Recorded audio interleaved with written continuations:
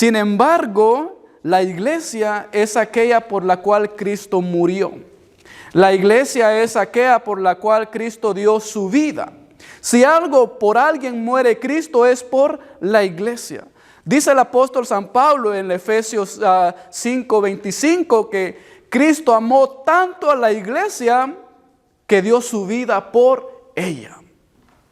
Cristo muere por la iglesia. ¿Por qué? Porque valía todo para Él. Porque vale para Cristo la iglesia. Entonces la iglesia es tan importante que Cristo muere por la iglesia. Da su vida por la iglesia.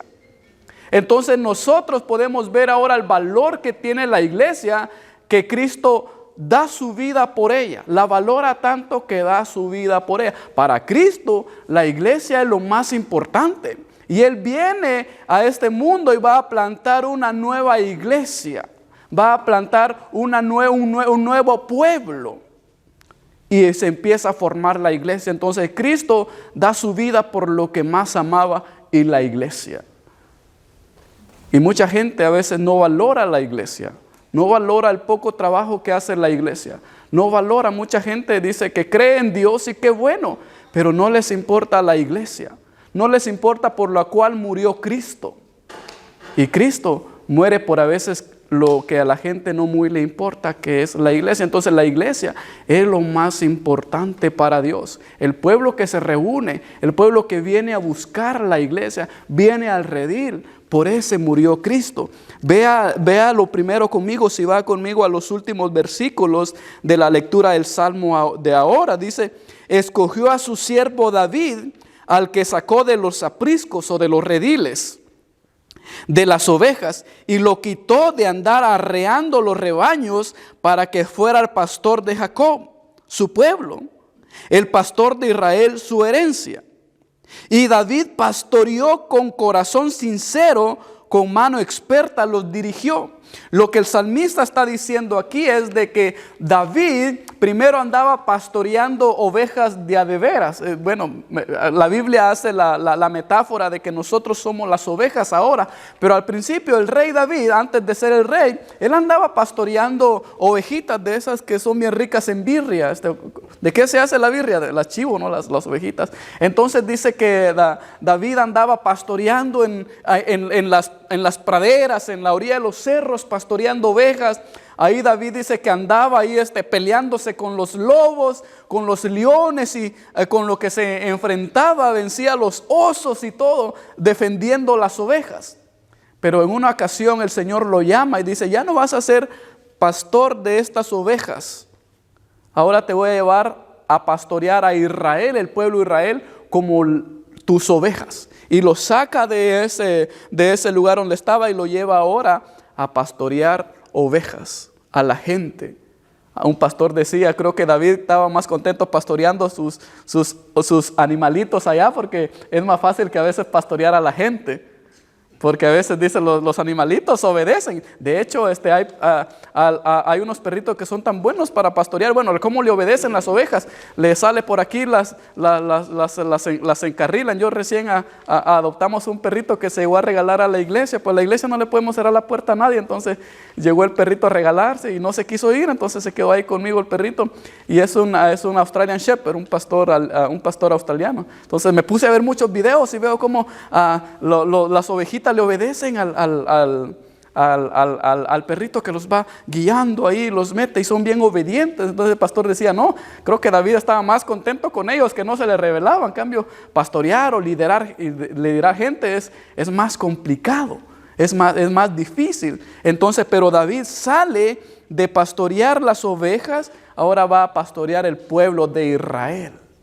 Entonces vemos en el Salmo y vemos en la lectura del Santo Evangelio de ahora, de que Jesús dice, yo he venido, dice, para que tengan vida y para que tengan en abundancia. Yo soy el buen pastor, dice Cristo.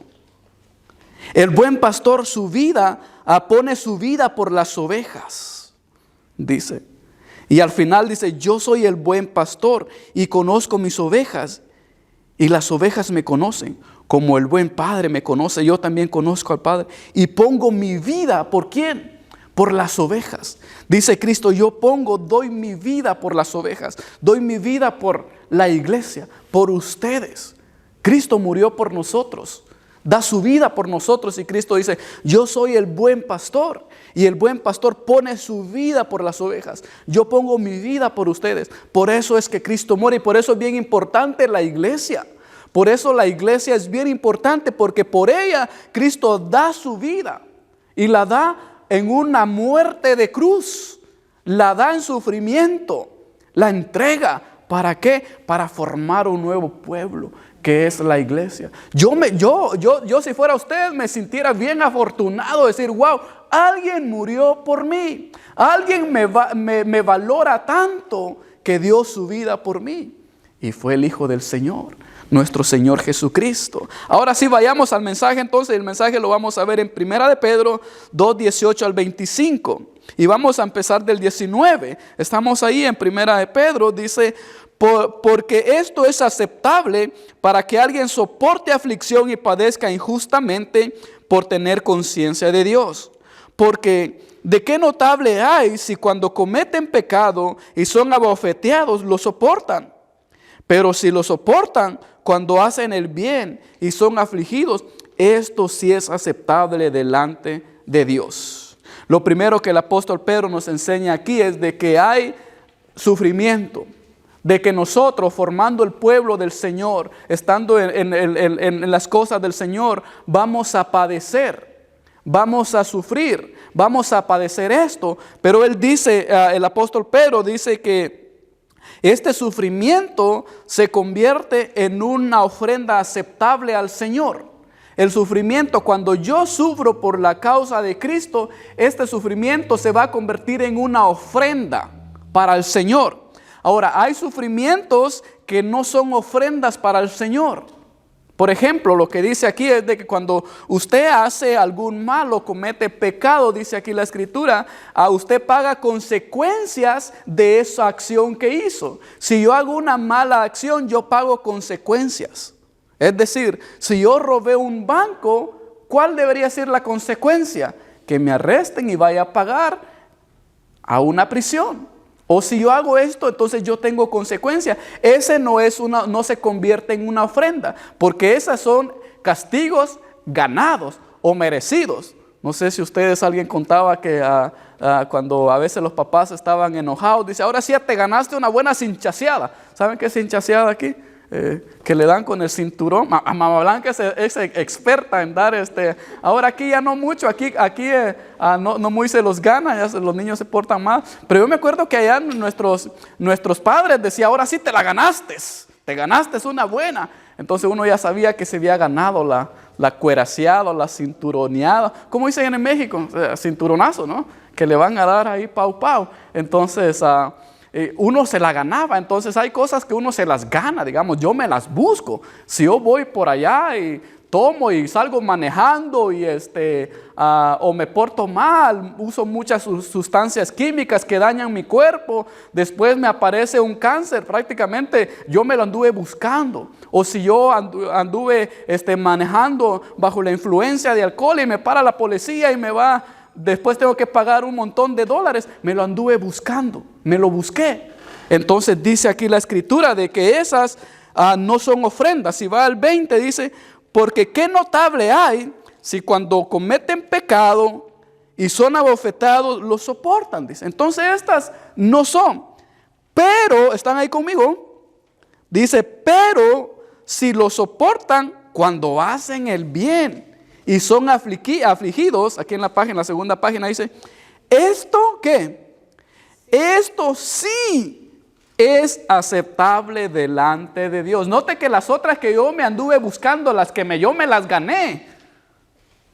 A veces no las ganamos porque no tenemos consciente, no lo hacemos inconscientemente a veces y no nos damos cuenta, tal vez no sabíamos, pero sin embargo nos la ganamos. Pero estas dice que esto sí es aceptable delante de Dios. Aquí la palabra esto sí es aceptable da la misma ilustración cuando Caín y Abel, ¿recuerdan ustedes Caín y Abel? Los primeros que ofrendaron al Señor, va Caín y Abel y presentan su ofrenda al Señor. Una ofrenda fue aceptable y la otra no fue aceptable. Entonces la misma palabra cuando Abel entrega su ofrenda y dice que esa ofrenda fue aceptable delante del Señor.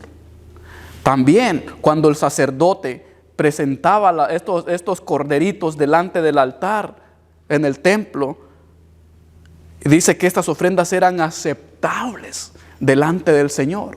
La misma ilustración es cuando Cristo se presenta a Él a sí mismo en la cruz. Dice que su ofrenda de Él fue aceptable delante del Señor.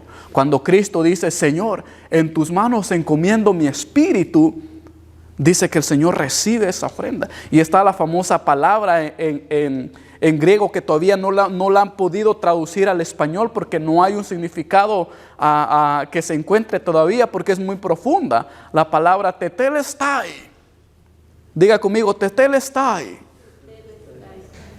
Esto no tiene que dar ofrenda porque le estoy enseñando a hablar griego. Esto es gratis aprender a hablar griego.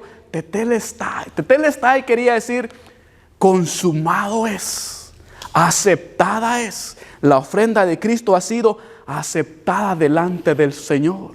Tetelestai, consumado es. Esa ofrenda ha sido recibida. Y note que nosotros a veces nuestro sufrimiento, lo que estamos pasando por amor del Señor, entonces hay sufrimientos que se pueden convertir en ofrenda al Señor. Hay sufrimientos que usted pasa, que ese sufrimiento se puede convertir en una ofrenda que el Señor va a decir: aceptado es tu sufrimiento, hijo, aceptada es tu sufrimiento, hija. ¿Cómo es nuestro sufrimiento cuando nosotros sufrimos? ¿Está siendo aceptado delante del Señor o no está siendo aceptado? Porque a veces yo puedo sufrir injustamente y ese sufrimiento no puede ser una ofrenda aceptada.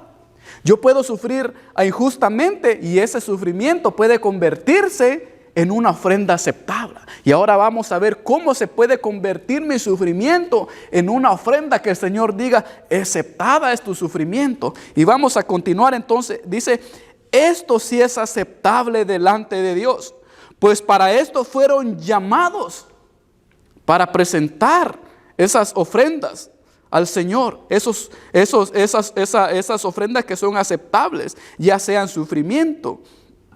Porque también Cristo, ¿qué? Sufrió ¿por quiénes? ¿Estamos ahí? Porque también Cristo sufrió por ustedes, por mí, por nosotros. Dice: ¿por quién sufrió Cristo? Por mí. Y esta ofrenda se convirtió en una ofrenda aceptada al Señor. Entonces, porque también Cristo sufrió por ustedes, dejándoles ejemplo para que sigan sus pisadas o sus pasos. Dice que el sufrimiento de Cristo va a ser el ejemplo de cómo una ofrenda o cómo un sufrimiento se convierte en una ofrenda aceptable. Así como Cristo se entregó él mismo y esa ofrenda fue recibida, fue tan recibida que esa ofrenda entregada fue suficiente para el perdón de todos los pecados del ser humano. Fue suficiente para limpiar todos los pecados de nuestras conciencias. Fue suficiente para decir: ya no más sacrificio. El sacrificio de Cristo fue el único. Y fue el único hasta ahora de que fue tan aceptable que ya no hubo más sacrificio. Ahora el sacrificio de Él como ofrenda fue recibido y nosotros fuimos limpiados, nosotros fuimos sanados, nosotros fuimos perdonados gracias al sacrificio de Cristo. Vamos otra vez ahí. Entonces Él es el ejemplo que nos deja. Entonces, si alguien puede seguir un ejemplo, es el ejemplo de Cristo. Dice: dejándoles ejemplo para que le sigan a Él, para que sigan sus pisadas. El 22, ¿estamos ahí? ¿Qué dice el 22? Él no cometió pecado, ni fue hallado engaño en su boca. Es decir, Él no tuvo la culpa, Él no hizo nada. El sufrimiento de Él a la cruz no se lo ganó como a veces nosotros nos ganamos algo. Él no se lo ganó, Él no merecía sufrir. Cristo no merecía ir a la cruz. No lo merecía. Así como muchos de nosotros no merecemos a veces ciertas circunstancias. Yo he escuchado, he visto personas que a veces están sufriendo mucho y observo sus casos y digo, esta gente no merecía esto. Muchos de nosotros hemos pasado por cosas que no merecemos, que no nos las ganamos, que no lo buscamos. De repente vinieron. De repente nos encontramos en medio de cierto problema, de cierta dificultad. No nos las ganamos. A veces vemos niños que padecen cierta enfermedad que no se la ganaron. A veces escuchamos noticias de alguien que tuvo un cáncer y se portó tan bien. No se la buscó, no se la ganó y de repente vienen. Hay cosas en la vida que no nos la ganamos. De repente vienen y justamente caen. Pero estas cosas que nosotros no nos la ganamos, que de repente vienen, pueden convertirse en una ofrenda delante del Señor.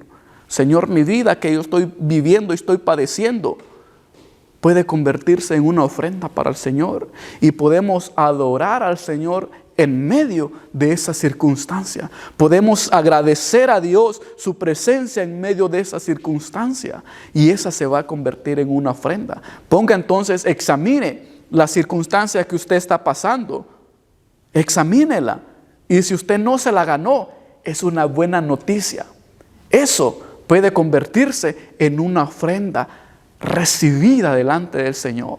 Una ofrenda donde el Señor se va a deleitar recibiéndola. Porque dice la Escritura, esto sí es aceptable delante del Señor. Entonces examine y que ese sufrimiento, que ese padecimiento, tal vez ahorita no está pasando, pero si la vida da muchas vueltas, tal vez adelante a usted le viene algo que nunca se lo ganó. Usted ya sabe y puede decir, voy a hacer que esto se convierta en una ofrenda que sea aceptable al Señor. Pero para que esto se convierta en una ofrenda aceptable al Señor, tenemos que seguir el ejemplo de Cristo. El 23 que dice, cuando lo maldecían, Él no respondía. Vamos ahí, el 23 que dice, cuando lo maldecían, Él no respondía con maldición. Cuando padecía, no amenazaba, sino que se encomendaba al que juzga con justicia. Note cómo un sufrimiento se va a convertir en una ofrenda. Cuando maldecía, Él no respondía, como dicen aquí, no pegaba para atrás. Yo no les entiendo el inglés aquí a los muchachos ahora, pero no pegaba para atrás o no daba de regreso. Pero dice, cuando maldecía, Él no respondía con maldición. Yo me imagino a Cristo. Estaba yo viendo un video, acaba de pasar Semana Santa, yo estaba viendo un video que me apareció por ahí, donde estaban haciendo un simulacro. Usted sabe que es un simulacro de la muerte de Cristo, y un muchacho iba en la cruz ahí cargándola, y un soldado ahí se pasó. Entonces se baja de la cruz y le empieza a tirar patadas ahí al que estaba ahí porque le dio muy duro. Y yo no me imagino a Cristo ahí bajándose de la cruz y empezando a patear a los soldados. Ya. No, yo no me imagino un Cristo así. Dice que cuando lo maldecían, Él no maldecía de regreso. Y note que su sufrimiento de Él fue inmerecido. No se lo buscó, no se lo ganó. Simplemente llegó. Y muchos de nosotros, a veces cuando nos llegan estas circunstancias, nosotros no seguimos el ejemplo de Cristo. Bueno, tal vez no sabíamos, pero ahora ya sabemos. Dice que cuando maldecía, Él no maldecía. ¿Qué más? Cuando padecía, Él no amenazaba. Él no amenazaba. Y yo conozco mucha gente en otras iglesias, aquí no, gracias a Dios porque la iglesia aquí no, pero otras iglesias, los hermanos y las hermanas, cuando les pasa algo, no, ahí están bien reclamones. Gente reclamones, aquí no viene nada. Fueron los que no vinieron ahora y les voy a predicar aquí en la cámara. Apúntenme aquí en la cámara. Ustedes no, pero hay mucha gente reclamona. Le hacen algo y quieren, no, ahora sí me vas a conocer, ¿sí? No, en cierta ocasión yo estaba escuchando a alguien que había una ofensa entre ellos y ahora sí vas a conocer el diablo que llevo dentro. Yo dije, si ya solo al verla así yo ya trato la manera de cubrirme. Imagina si sale el diablo que lleva dentro y ahora sí me vas a conocer y no sé qué.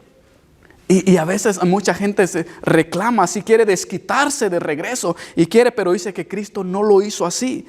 Dice que Cuando lo maldecían, Él no respondía con maldición. Cuando padecía, Él no amenazaba, sino que se encomendaba al que juzga con justicia. Cuando nosotros estamos pasando esos momentos inmerecidos a nuestras vidas, nosotros no debemos de maldecir o cuestionar. A veces nosotros cuestionamos y tal vez podemos decir, it's okay, está bien, tal vez está ok, pero la Escritura hoy nos enseña que nosotros no debemos de cuestionar. A veces nosotros cuando pasamos estas cosas, luego nos preguntamos, ¿y por qué a mí? ¿Por qué a mí? Y a veces no nos damos cuenta de que cuando yo digo, ¿y por qué a mí? Estoy diciendo, ¿por qué no le pasó al otro? ¿Por qué a mí? ¿Y por qué no a él? En otras palabras, estamos deseando lo mismo que tenemos nosotros a los demás. Y por eso dice el Señor, no hagan eso. Porque inconscientemente yo le deseo al mal a los demás. ¿Por qué me pasó a mí? ¿Por qué no le pasó al otro? Entonces dice que nosotros debemos de quedarnos, que ésta se convierta en una ofrenda. Y no andábamos reclamando, porque hay cosas que nunca le vamos a encontrar respuestas. Nunca. Y vea lo que nos enseña la Escritura. Dice, cuando padecía, no amenazaba. Es que me voy a desquitar. Ahora sí me las vas a pagar. A veces nosotros, tratando de hacer justicia por nuestras cuentas, hacemos injusticia. A veces yo, queriendo desquitarme, digo, voy a hacer justicia ahorita por mí mismo. A veces no entendemos la situación de los demás. Y tratando de hacer justicia, hacemos injusticia a los demás. Por eso debemos de dejarle al Señor que Él haga justicia. Cuando padecía, no amenazaba. No decía, me las vas a pagar. Sino que se encomendaba al que juzga con justicia. Mire qué hermosa está esa Escritura. Lea conmigo, ¿qué dice? Sino que ¿qué? Se encomendaba. En lugar de decir, ¿por qué a mí? ¿Por qué yo? ¿Por qué esto? ¿Por qué el otro? Señor, yo me encomiendo a ti. Yo no entiendo por qué suceden las cosas, pero me puedo encomendar en tus manos. Yo no entiendo por qué estoy sufriendo esto. Yo no entiendo por qué estoy pasando esto. Lo que yo tengo que hacer para que se convierta en una ofrenda al Señor es entregárselo en las manos al Señor. Señor, yo lo pongo en tus manos. Tú juzgarás. Dice el Señor, mía es la venganza. Yo pagaré. Porque Él sí es justo. Mía es la venganza. Yo pagaré. Entrégalo en mis manos. ¿Qué estamos pasando? ¿Qué estamos enfrentando? Entreguémoslo en las manos del Señor. Señor, aquí está mi sufrimiento. Señor, aquí está mi injusticia que estoy padeciendo. Aquí está. Se la entregamos a Él. Así como Cristo entregó su vida, dice, y se encomendaba al que juzga con justicia. Señor, tú tienes el control de todo. Tú puedes ver lo que yo no puedo ver. Tú puedes ver. Él mismo llevó nuestros pecados en su cuerpo sobre el madero, a fin de que nosotros, habiendo muerto para los pecados, vivamos ¿para qué? Para la justicia. Dice que Cristo llevó nuestros pecados. Y note que lo está diciendo el apóstol Pedro. Dice, Él mismo llevó nuestros pecados. ¿De quiénes llevó? No los de Él, porque Él no cometió. Los de alguien más. Las cargas de alguien más. Lo que yo tenía que sufrir, Él lo sufrió por mí. Lo que yo tenía que padecer, Él lo padeció por mí. Note que si Cristo hubiera dicho, no, yo ¿por qué tengo que sufrir por ellos? ¿Yo por qué tengo que llevar cargas ajenas? No. Él dice que a pesar de eso, Él mismo cargó con nuestros pecados en el madero, los suyos y los míos. Ahí lo llevó. Lo que usted tenía que pagar, Él lo pagó. Su libertad de su alma y de sus pecados, Cristo los pagó por nosotros. Usted ya no tiene que pagar. Ahora solo tiene que creer en que la obra del Señor fue recibida como una ofrenda delante del Señor. Y continuamos. habiendo muerto para los pecados, vivamos para la justicia. ¿Por qué dice la palabra y vivamos para la justicia? Porque Dios es un juez justo. Y si yo quiero andarme vengando, tal vez voy a vengarme más de lo que me hicieron. Como mucha gente dice, ahora sí, hasta más le va a caer. No, dice no. Mira la venganza del Señor. Ahora vivan para la justicia. Vivan para la justicia. Por sus heridas, ustedes han sido sanados. Note la preciosa palabra del Señor ahí. Por sus heridas, ustedes han sido sanados. Esas heridas, hermanos, algo tiene un resultado. Cuando algo está causando aquí, es porque va a haber un resultado. Si Cristo hubiera dicho, no, ya no me hieran más, ya no me latiguen más. Pero esas heridas ahí, dice que son ahora nuestra sanidad del alma, emocional y aún físicas. Dice, por sus heridas ustedes han sido sanados. Gracias a las heridas de Cristo, ahora muchos milagros podemos experimentar, mucha sanidad podemos experimentar. ¿Por qué? Gracias a sus heridas nosotros hemos sido sanados. Por eso no debemos nosotros de quejarnos. No debemos nosotros de estar maldiciendo, reclamándole al Señor. ¿Por qué? ¿Por qué? Porque tal vez algo el Señor está haciendo. Nada pasa sin una consecuencia. Tal vez es una consecuencia buena. Y si yo me quejo, voy a tal vez despreciar lo que más adelante va a ser un bien. Porque recuerden lo que la palabra del Señor dice. Para los que aman al Señor, todas las cosas van a ayudar a bien. Tal vez lo que usted está pasando en el futuro va a decir, wow, algo estaba haciendo el Señor aquí. Tuvo un buen beneficio. Pero si nosotros nos quejamos, no solo no se convierte en una ofrenda, sino tal vez podemos parar el beneficio, tal vez no mío, tal vez de alguien más. El beneficio, tal vez no para mí, sino para alguien que lo necesite. Yo no sé cómo el Señor trabaja, pero a veces el Señor trabaja para beneficio de alguien más. Y cuando nosotros entendemos eso, nosotros podemos decir, Señor, te lo encomiendo a ti, porque sé que tú vas a ayudar a alguien tal vez. Tal vez yo nunca me dé cuenta, pero alguien va a ser bendecido por mí, por usted, por lo que está pasando.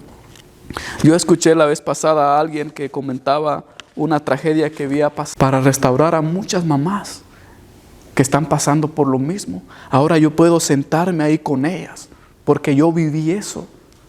Ahora yo puedo entenderlas, porque yo pasé por ahí. Y decía, yo no entendía todo lo que pasé, ahora lo entiendo. Ahora entiendo. Y mi vida tiene un gran propósito, porque estoy bendiciendo a muchos más. Una persona sufrió, muchos fueron bendecidos. Cristo murió, todos nosotros estamos aquí. Si Cristo no hubiera muerto, no existieran estas iglesias. Si Cristo no hubiera venido a dar su vida, usted no estuviera aquí, anduvieran como ovejas sin pastor. Pero ahora, gracias a eso, tenemos un lugar aquí donde practicar nuestra fe. Continuamos entonces el último versículo 25. Porque eran como ovejas descarriadas, pero ahora han vuelto al pastor y obispo de sus vidas. Yo quiero que todos lean ahí el 25. ¿Estamos ahí? ¿Qué dice? Pero porque eran como ovejas descarriadas, pero ahora han vuelto al pastor y obispo de sus vidas. Al principio les comentaba de que la iglesia es lo más valioso de Cristo. Y dice la escritura aquí que antes de la iglesia andaban como ovejas descarriadas.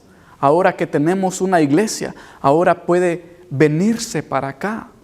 Ahora podemos tener una iglesia, podemos volver al redil. Y les digo algo, la iglesia es el medio por el cual Cristo pastorea sus ovejas. La iglesia es el lugar donde Cristo puede pastorear su rebaño. La iglesia entonces se convierte en el lugar donde Cristo va a alimentar a las ovejas. La iglesia se convierte en ese redil que Cristo usa para pastorear a las iglesias. Allá afuera tal vez no reciben el pastoreo que puede dar aquí. Por eso es importante, yo me alegro que muchos han regresado. Y si yo fuera usted, yo me apoderara de esta palabra. Porque dice, porque eran como ovejas descarriadas. Pero ahora, diga conmigo ahí, sobre todo los que vinieron ahora por primera vez, pero ahora han vuelto. Han vuelto. Han vuelto, han regresado a la iglesia. ¿No es una palabra preciosa eso? Hemos vuelto a la casa, hemos vuelto a los brazos del Señor. Tal vez yo era aquella oveja que faltaba de las 99, pero ahora he vuelto, dice, al pastor y al obispo de sus vidas. Han vuelto. Y los líderes de la iglesia, el pastor y los líderes de la iglesia son aquellos que hacen la función de Cristo, alimentándoles con la palabra del Señor, con los estudios bíblicos, con oración, y les dan el alimento espiritual que nuestra alma tanto necesita. La palabra aquí, obispo, es una palabra también difícil de traducir a nuestro español, pero la palabra obispo no es una palabra en español, es una palabra griega. Y obispo quiere decir alguien que guía, que protege, que alimenta. Entonces por eso dice, han vuelto al pastor y obispo de sus vidas. No se está refiriendo al obispo que está allá sentado en la oficina, no. Se refiere a un obispo que está obispando a las ovejas, que las está obispando para acá, obispando para allá, que las va guiando. Pero a veces muchos de nosotros, cuando andamos descarriados, no nos dejamos obispar. Y note que estoy predicando aquí a la cámara. No nos dejamos obispar. Y Cristo quiere obisparnos. Estoy hablando en griego ahorita. La palabra obispo es una palabra griega. No se dejan obispar.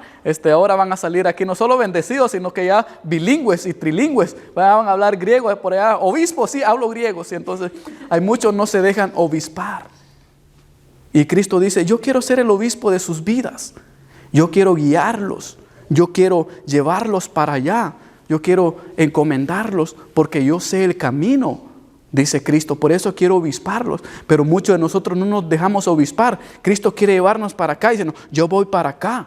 Cristo quiere decirnos, vénganse para acá y dice, no, yo voy para allá. No, a mí no me van a decir lo que yo tengo que hacer. A mí no me van a mandar. Dice, no, es la palabra. Por eso a mí siempre predico con la palabra del Señor para que podamos entenderla. La palabra del Señor. Y a veces cuando nosotros no dejamos que Cristo nos obispee, obispee no es una palabra griega, yo me la inventé ahora, obispear. La palabra obispo sí existe, obispear no. Entonces no dejamos que Cristo nos obispee, nosotros agarramos para allá y para acá. Y cuando nosotros hacemos lo que queremos y no nos dejamos obispear por Cristo, es cuando nos metemos en cosas. Es cuando buscamos. Y ahora sí, buscamos cosas que nosotros no las merecemos tal vez, o aunque no nos las merezamos, pero como no dejamos que Cristo nos pastoree, y después nos preguntamos, Señor, ¿por qué? Señor, ¿por qué? Porque no dejaron que Cristo los obispara, que los pastoreara. Pero ahora la buena noticia es que están aquí y están en un buen lugar, y de aquí para adelante mi deseo es que Cristo los pueda obispar, que les pueda empezar a guiar su vida por medio de la palabra del Señor, que los mensajes puedan enseñarnos cómo vivir mejor, y Cristo nos obispea por medio de sus mensajes. Y me da gusto que estén aquí ahora, porque aquí para adelante van a dejarse obispar por el Señor. Amén.